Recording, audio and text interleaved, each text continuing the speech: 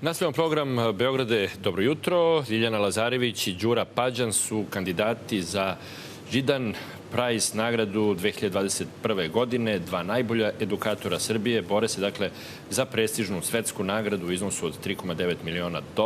Dobro jutro, dobrodošli gosti. Programa Beograde, dobro jutro su Ljiljana Lazarević i Đura Pađan. Na našoj video liniji, možemo reći, je Tamara Mihajlović ispred udruženja Živojin Mišić, koji su i organizatori ove cele priče. Nadam se da se čujemo i vidimo. Tamara, dobro jutro. Dobro jutro, hvala vam na pozivu. Tamara, zamolit ću vas da nam ispred udruženja za podsticanje preduzetništva Živojin Mišić predstavite malo ovaj projekat, a poslije ćemo mi razgovarati ovde sa Ljiljanom i Đurom. Naše udruženje je nacionalni partner Židan fondacije, koji je osnovan 2016. godine i od tada oni nagrađuju izuzetne projekte i istraživanje u obrazovanju.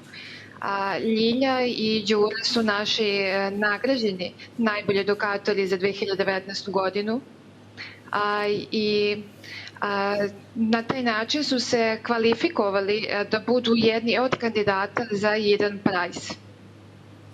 Udruženje Živojin Mišić, reč dve i o udruženju. Udruženje Živojin Mišić je osnovano 2013. godine. Zamisao udruženja jeste da svojim projektima pravi promene u društvu i naš najveći projekat jesu najbolji edukatori Srbije, gde želimo da podržimo obrazovanje i naše nastavnike i učitelje koji na svoj izvanredan način prave promene u učionici, a i izvan nje. Kakva je dalje procedura još? Kada možemo očekivati objavljivanje imena laureata i kako ide sama ta sad procedura, jel? Imaćemo proglašenje nagrađenih od strane Židan Prize-a u septembru mesecu. I ne postoji sada nikako, da kažemo, finale posle ovog, znači neki uži krug. Ljilja i Đura su već na neki način ušli u taj uži krug. Tako da ćemo imati samo proglašenje u septembru, a u decembru u Hong Kongu će biti svečana dodela nagrada.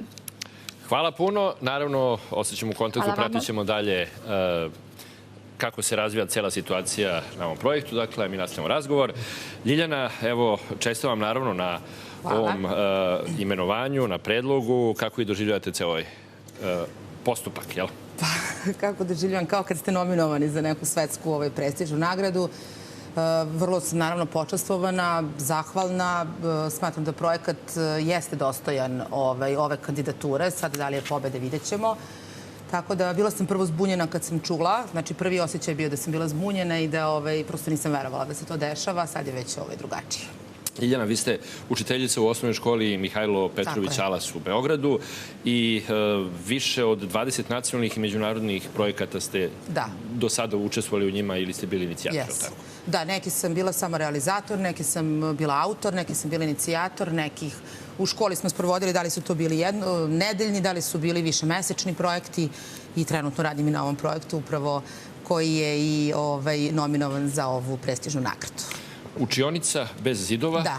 Pa to je recimo već postalo poslednjih nekih 10 godina sve ono što radim i u jednom trenutku je dobila sama od sebe taj naziv učionica bez zidova. Osnovni razlog je zato što dosta radim planinaranje sa decom i uopšte te outdoor učionice, odnosno to je već neka priprema za život, to nije samo planinaranje.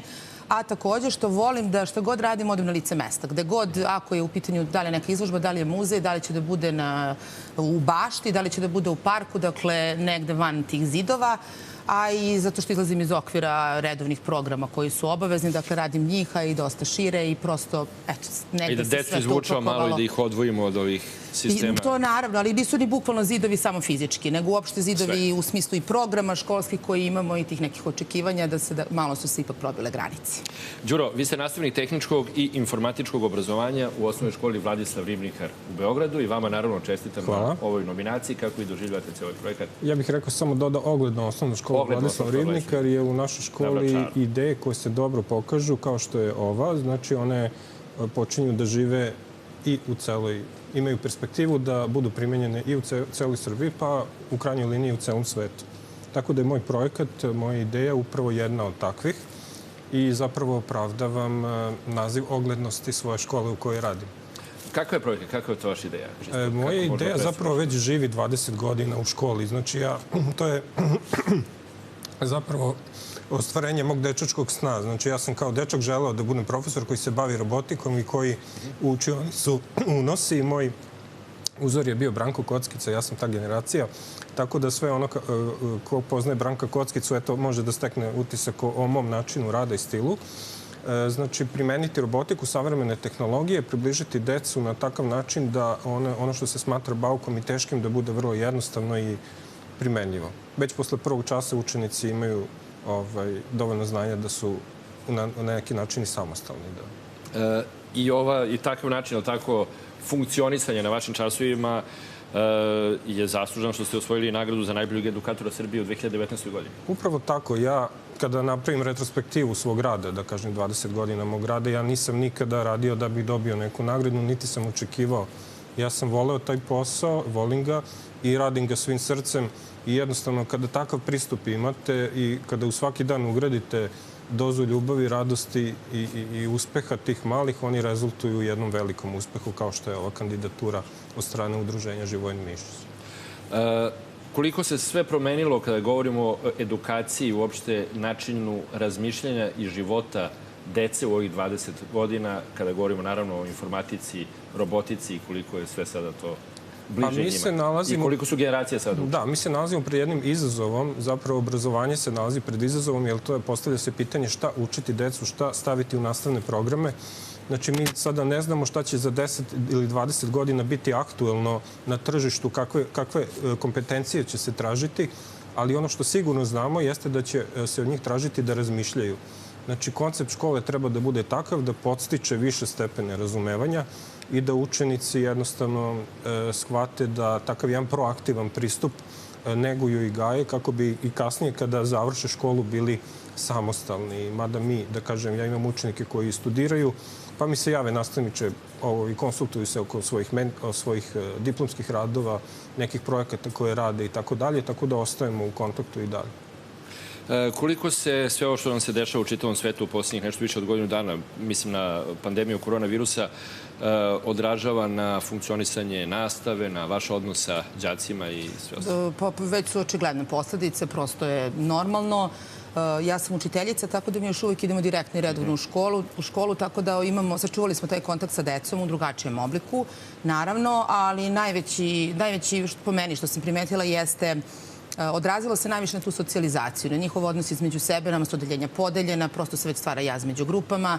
Oni nisu u mogućnosti da imaju ove dnevne aktivnosti koje inače imaju. Mislim da je previše su sad uključeni ovi uređaji u odnosu, uvek su i bili su, a sada još je to znatno izraženije. Prosto primećujem i u analogiji, u nekom zaključivanju, razmišljanju, vrlo je vidan pad. Da li je to zato što im se više servira, da kažem, informacija nego taj neki živi proces.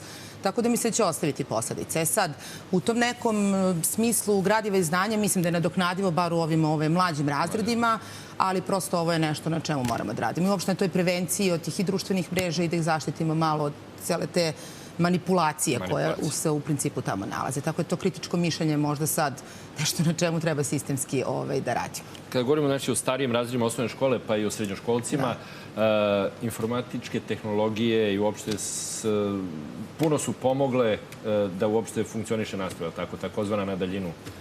Tako je, pa znate kako, svaka situacija ima i svoj plus i minus. Plus ove situacije u kojoj se nalazimo, a ja ne bih rekao problema, nego je više izazov, jeste upravo to da ovladamo digitalnim kompetencijama i kada prođe ova cela priča sa koronom, da onda zapravo imamo dva paralelna sistema koji se međusobno podržavaju i uživo i online.